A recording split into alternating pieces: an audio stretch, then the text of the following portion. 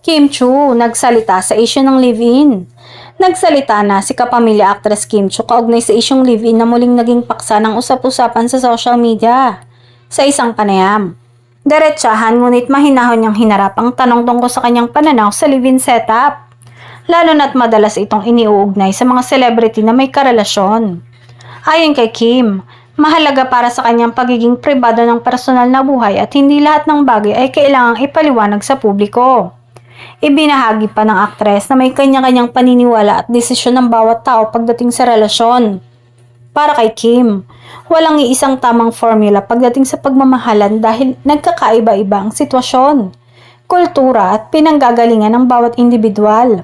Aniya, ang mahalaga ay may respeto, malinaw na komunikasyon at parehong handa ang dalawang taong sangkot sa anumang hakbang na kanilang pipiliin. Nilinaw rin ni Kim na hindi dapat husgahan agad ang isang tao base sa mga kumakalat na issue o haka-haka.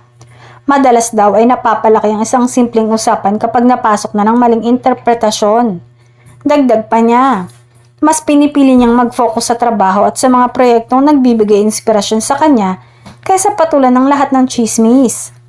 Samantala, maraming fans ang nagpahayag ng suporta kay Kim matapos ang kanyang pahayag. Ayon sa kanila, hinahangaan nila ang pagiging kalmado at mature ng aktres sa pagharap sa mga sensitibong issue. Para sa mga tagahanga, sapat na ang ipinakitang respeto ni Kim sa sarili at sa mga taong mahalaga sa kanya. Sa huli, iginiit ni Kim na ang tunay na sukatan ng isang relasyon ay hindi ang opinyon ng iba, kundi ang pagkakaunawaan at kaligayahan ng mga taong nasa loob nito. Patuloy pa rin siyang nagpapasalamat sa suporta ng publiko at umaasang mas bibigyan ng halaga ang respeto at kabutihan sa halip na walang basehang usapin.